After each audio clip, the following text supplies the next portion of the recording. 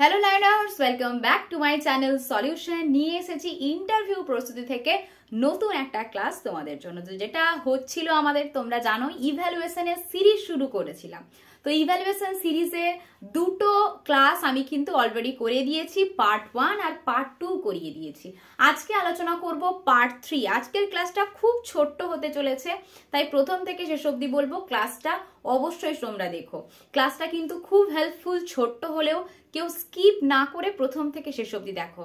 তো আগের যেগুলো আমি পড়িয়েছিলাম তোমাদের, কিভাবে এই পিকক মডেল এসছে বা সিসি মডেলের উৎপত্তি কি, ফর্মেটিভ সামেটিভের সম্পর্কেও আগের দিন ধারণা দিয়েছি ফার্স্ট ভিডিওতে। সেকেন্ড ক্লাসে মেজারমেন্ট, অ্যাসেসমেন্টের ভাগগুলো, ইভ্যালুয়েশন, এগুলো সম্পর্কে টুকরো টুকরো ধারণা যেটুকু তোমাদের ইন্টারভিউর জন্য দরকার সেটুকু কিন্তু আমি কভার করে দিয়েছি। তো আজকে পার্ট 3তে আমি খুব ডিটেলসে যাব না।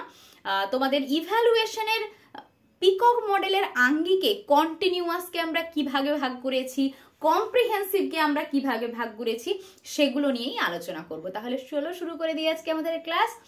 দেখতে থাকো, ইভ্যালুয়েশন সিরিজের পার্ট 3 আমরা আজকে আলোচনা করব। আজকে আমাদের টপিক ইভ্যালুয়েশন, অর্থাৎ যেটাকে আমরা বাংলায় কি বলি, মূল্যায়ন বলি। এবারে তোমাদের তো আমি প্রথমে বলেইছিলাম যে RTE 2009 এবং তার সঙ্গে NCF 2005, এই যে নথি দুটি, এই দুটি অ্যাক্ট যেমন কি করেছিল, পাঠ্যপুস্তক বা আমাদের পাঠ্যক্রম শুরু করেছিল, সেই রকমই কিন্তু শিক্ষণের অবিচ্ছেদ্য অংশ যে মূল্যায়ন, সেটাও কিন্তু, এই মূল্যায়নটাও কিভাবে হবে সেটাও কে এনেছিল, RTE 2009 এবং NCF 2005। তো এই RTCCE continuous and comprehensive evaluation সম্পর্কে RTE একটা গুরুত্বপূর্ণ কথা বলেছে। সেই কথাটা একটা কোটেশন বলেছে, সেই কোটেশনটা আমি তোমাদেরকে একটু পড়ে শোনাচ্ছি।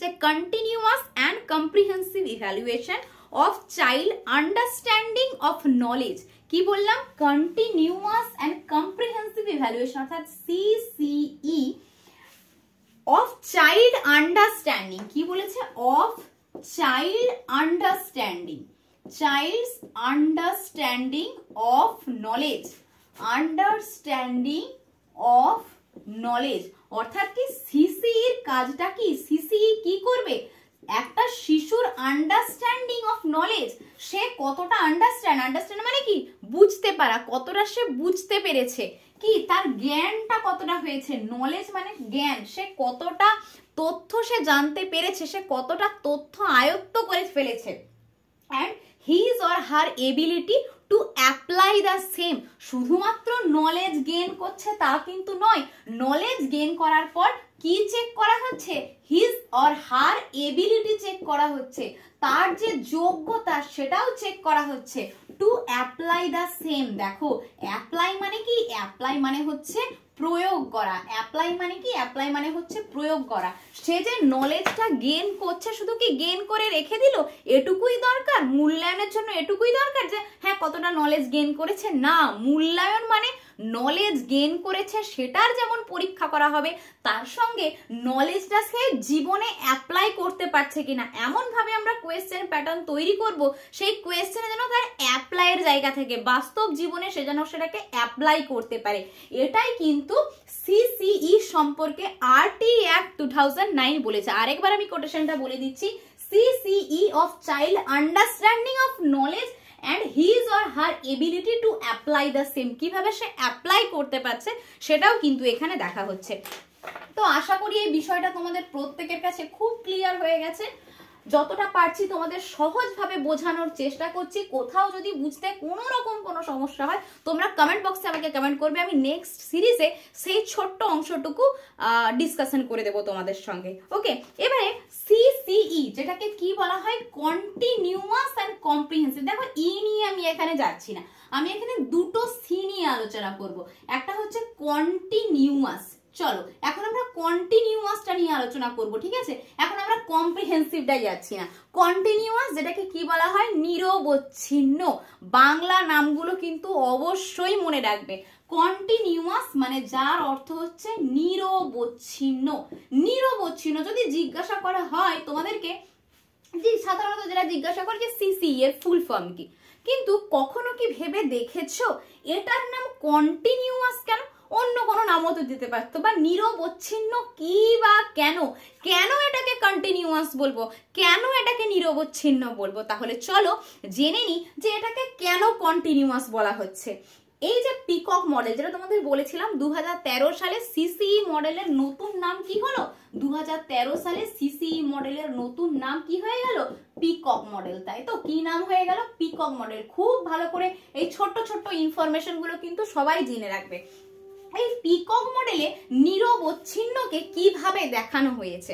দুটো ভাগে কিন্তু এই নিরবচ্ছিন্নকে রিপ্রেজেন্ট করা হয়েছে।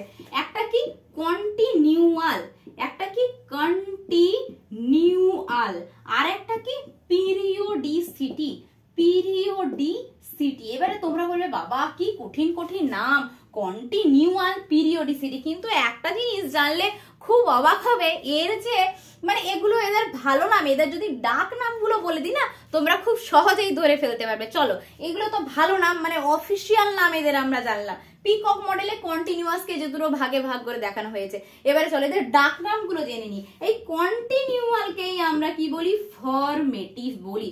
কন্টিনিউয়ালকে আমরা কি বলি? ফরমেটিভ বলি। তাহলে পিরিয়ডিসিটি মানে তো বুঝতে পেরেই গেছো, পিরিয়ডিসিটিকে আমরা কি বলি? এটাকে আমরা বলি ফরমেটিভ। তাহলে আশা করি আর কোনো রকম কোনো সমস্যা নেই। আচ্ছা বাংলাগুলো বলতে হবে, এক্ষুনি বলে দিচ্ছি।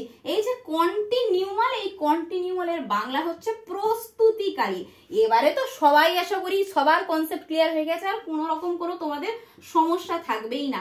এটাকে কি বলা হয়? প্রস্তুতিকালীন মূল্যায়ন। কি বলা হয়? প্রস্তুতিকালীন। আর এই পিরিয়ডিসিটি বা ফরমেটিভটাকে কি বলা হয়? পর্যায়ক্রমিক। পিরিয়ড মানে কি? পিরিয়ড মানে হচ্ছে পর্যায়, তাহলে এটাকে কি বলা হচ্ছে? পর্যায়ক্রমিক মূল্যায়ন। তোমরা বলবে হ্যাঁ ম্যাডাম সামেটিভ ইভ্যালুয়েশন হয়, স্কুলে শুনেছি। সব আলোচনা করব, কটা সামেটিভ হয়, কোন ক্লাসে কটা সামেটিভ হয়। 3টা করে সামেটিভ হয় তোমরা জানো। 1 এর জন্য কত নাম্বারের হয়, 2 এর জন্য কত নাম্বার, 3, 4, 5 এগুলো নিয়ে পরে পরে মূল্যায়ন সিরিজ অনেক দূর অবধি যাবে।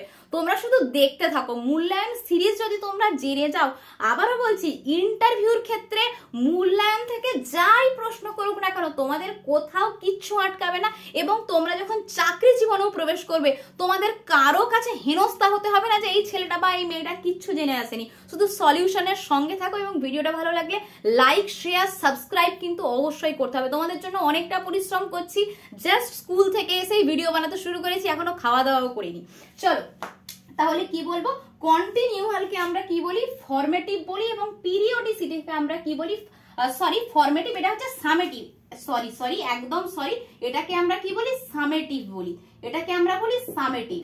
ওকে, একটু তোমরা মডিফাই করে নিও, এটাকে আমরা কি বলি? সামেটিভ বলি। এটা প্রস্তুতিকালীন, এটা পর্যায়ক্রমিক। এটা কোথায় বলা হয়? এটা পিকক মডেলে কিন্তু কন্টিনিউয়াস নিরবচ্ছিন্নকে এইভাবে দেখানো হয়েছে। চলো, তো আশা করি তোমাদের মোটামুটি এত দূর অবধি তোমরা বুঝতে পেরে গেছো। এবারে একটা জিনিস তোমাদেরকে বলি, এই যে ফরমেটিভ মানে কি আর সামেটিভ মানে কি? ফরমেটিভ মানে কি আর সামেটিভ মানে কি, এই দুটো তোমাদেরকে কিন্তু খুব ভালো করে জানতে হবে। এই যে ফরমেটিভ মানে হচ্ছে প্রস্তুত করা হচ্ছে। ধরো রান্না করা হচ্ছে, আগের দিন তোমাদেরকে বলছিলাম না যে রান্না করা হচ্ছে। ধরো রান্না করার সময় আমরা কি করি? সাধারণত আমরা যারা বাড়িতে রান্না বান্না করি, রান্না করার সময় আগের দিন আমি বলছিলাম যে কোথাও কোনো নুন কম হয়েছে কিনা, কোনো মশলা কম হয়েছে কিনা, মানে এটা হচ্ছে ডায়াগনোসিসের পর্যায়। এটা কি? এটাকে আমরা কি বলতে পারি? ডায়াগনোসিস হচ্ছে একটা শিক্ষার্থীর, বলো আমি রান্নার ক্ষেত্রে বলছি, একটা শিক্ষার্থীর এখানে কি করা হয়েছে? ডায়াগনোসিস করা হয়েছে। যেমন ধরো এই যে রান্নার কথা বলছি, রান্নাটায় যদি তেল মশলার কিছু এদিক ওদিক হয়, আমরা সেই মুহূর্তেই সেটাকে অ্যাড করতে পারবো, সেই জায়গায় দাঁড়িয়ে আমরা কিন্তু সেটাকে অ্যাড করতে পারবো। কিন্তু একবার খাবার যদি আমরা টেবিলে চলে যাই, পরিবেশন করে দিই, তখন কি আমরা অ্যাড করতে পারবো? না, তখন আমরা কিচ্ছু অ্যাড করতে পারবো না। মানে এই জায়গায় দাঁড়িয়ে একটা বাচ্চা কতটা সক্ষম, কতটা অক্ষম, ঠিক আছে, সবকিছু ব্যালেন্স করে বাচ্চাটাকে রেডি করা হচ্ছে, হাতে কলমে রেডি করা হচ্ছে, এবং তার মূল্যায়ন করা হচ্ছে। এটাকেই আমরা কি বলছি? ফরমেটিভ বলছি। আর সামেটিভ মানে কি? এই যে রান্নাটা যখন খাবার টেবিলে পৌঁছে গেল, কোনো একজন জাজ খেয়ে বললেন হ্যাঁ রান্নাটা কেমন হয়েছে, ভালো হয়েছে না খারাপ হয়েছে, মানে আলটিমেটলি একদম শেষ পর্যায়টা কি? শেষ পর্যায়টাকেই আমরা কি বলি? সামেটিভ বলি, বা বাংলায় আমরা যেটাকে কি বলি? পর্যায়ক্রমিক মূল্যায়ন, পিরিওডিসিটি। তাহলে আশা করি তোমাদের কন্টিনিউয়াস ব্যাপারটা কি একেবারে ক্লিয়ার হয়েছে। আরেকবার রিক্যাপ করে দিচ্ছি, কন্টিনিউয়াসকে পিকক মডেলে দুভাগে ভাগ করা হয়, একটা কন্টিনিউয়াল, একটা পিরিওডিসিটি। কন্টিনিউয়ালকে আমরা ফর্মেটিভ বলি এবং পিরিওডিসিটিকে আমরা কি বলি, সামেটিভ বলি। এবারে চলো, তোমরা বলবে ম্যাডাম হ্যাঁ কন্টিনিউয়াস নিয়ে সব বুঝে গেছে, আর কিছু বোঝানোর দরকার নেই, আর রিক্যাপ করারও দরকার নেই, তাহলে কম্প্রিহেন্সিভটা একটু বুঝিয়ে দিন ম্যাডাম। আচ্ছা ঠিক আছে, কম্প্রিহেন্সিভটাও এবারে তোমাদেরকে আমি বুঝিয়ে দেব। দেখো কম্প্রিহেন্সিভ মানে কি, হ্যাঁ ঠিক বলেছো, কম্প্রিহেন্সিভ মানে হচ্ছে সামগ্রিক। কম্প্রিহেন্সিভ মানে সামগ্রিক। কি বললাম, কম্প্রিহেন্সিভ মানে হচ্ছে সামগ্রিক। সামগ্রিক মানে কি, এই যে ধরো তোমাদেরকে মাঝে মাঝে ইন্টারভিউতে প্রশ্ন জিজ্ঞাসা করি, আচ্ছা হোয়াট ইজ সামগ্রিক, একটা শিশুর সামগ্রিক বিকাশ বলতে কি বোঝো, তোমরা তখন আমাকে বলো হ্যাঁ শুধুমাত্র তার মানসিক বিকাশ নয়, তার সামাজিক বিকাশ, তার দৈহিক বিকাশ, তার বৌদ্ধিক বিকাশ, তার সঙ্গে তার প্রাক্ষবিক বিকাশ, এই সব কিছুর বিকাশকেই আমরা কি বলছি, সামগ্রিক বিকাশ। তাহলে এই যে কম্প্রিহেন্সিভকে দুটো যদি আমরা কলামে ভাগ করি, একটাকে আমরা কি বলতে পারি, স্কলাস্টিক, একটাকে আমরা কি বলতে পারি, স্কলাস্টিক, আরেকটাকে আমরা কি বলতে পারি, কোস্কলাস্টিক। কি বলতে পারি, স্কলাস্টিক আর কোস্কলাস্টিক। স্কলাস্টিক মানে কি, স্কলাস্টিক মানে হচ্ছে পাঠক্রমিক, এটাকে আমরা কি বলতে পারি, পাঠক্রমিক, একটা কি বলতে পারি, পাঠক্রমিক। আর তাহলে কো মানে কি, কো স্কলাস্টিক মানে কি হবে, সহ পাঠক্রমিক। একদম ঠিক বলেছো, এটাকে আমরা কি বলতে পারি, সহ পাঠক্রমিক। তোমরা যেটা ভাবছো একেবারেই ঠিক ভাবছো। পাঠক্রমিক মানে এই যে সাবজেক্ট গুলো তারা পড়ছে, যেমন ধরো বাংলা পড়ছে, ইতিহাস পড়ছে, ভূগোল পড়ছে, বিজ্ঞান পড়ছে, গণিত পড়ছে, পরিবেশ পড়ছে, এই সব কিছুই কি স্কলাস্টিকের মধ্যে, পাঠক্রমিকের মধ্যে পড়ছে। আর কোস্কলাস্টিক মানে কি পড়ছে, কোস্কলাস্টিকের মধ্যে কোনগুলো পড়ে, এই যে যেমন বললাম তোমাদের, শুধুমাত্র এখানে আমরা বিশেষ করে বলতে পারি যে তার পাঠক্রমিক দিকের উন্নতি। আর কোস্কলাস্টিক মানে এখানে তার এই যে এতক্ষণ ধরে বললাম, তার প্রাক্ষবিক বিকাশ, তার সামাজিক বিকাশ, যেমন ধরো নাচ গান ছবি আঁকা। এখন যদিও স্কলাস্টিক কোস্কলাস্টিক এখন কি হয়ে গেছে, একই সঙ্গে হয়ে গেছে, আলাদা করে কিন্তু আর কোনো কিছুর মাপকাঠি নেই, কিন্তু এটা কার মধ্যে পড়ে যাচ্ছে, এটা সামগ্রিকের মধ্যে পড়ে যাচ্ছে। তাহলে আশা করি তোমাদের কম্প্রিহেন্সিভ বা সামগ্রিক উন্নতি বা সামুদায়িক উন্নতি সম্পর্কে তোমাদের সমস্ত ধারণা ক্লিয়ার হয়ে গেছে। তোমরা বলবে ম্যাডাম সবই তো হলো, এবারে পিকক মডেলে আসুন। না না, আজকে আর পিকক মডেলে যাব না, তোমাদের জন্য আজকে এটুকুই, আমার আর সময় নেই, এতটুকুই তোমাদের জন্য আজকে আমি করালাম। আগামীকাল তোমাদের ফরমেটিভ ইভ্যালুয়েশনের যে 5টা সূচক, দেখো সামেটিভে কিন্তু পিকক মডেল আসে না, এটা কিন্তু অবশ্যই মনে রাখবে। তোমাদের জিজ্ঞাসা করে যে ইভ্যালুয়েশনের 5টি সূচক, একটা কথা খুব ভালো করে মনে রাখবে, এই যে সূচক এটা কিন্তু ফরমেটিভ ইভ্যালুয়েশনেই আসে। ফরমেটিভ ইভ্যালুয়েশনের যদি 5টা সূচক বলে, যদি মূল্যায়নের 5টা সূচক বলে, তাহলে মনে রাখবে এই মূল্যায়নের 5টি সূচকের মধ্যে কিন্তু ফরমেটিভ ইভ্যালুয়েশনটা আসে, তার মধ্যেই আমরা কিন্তু 5টি সূচক বলতে পিকক বিষয়টা আমরা পাবো। পিকক কি ও কেন, কেন এর নাম পিকক করা হয়েছে, অন্য কেন নাম দেয়া হলো না, পিকক সম্পর্কে সমস্ত জিনিস কিন্তু নেক্সট পার্টে আমি আলোচনা করব। তার জন্য তোমাদের খুব ভালো করে কিন্তু ক্লাসগুলো দেখতে হবে।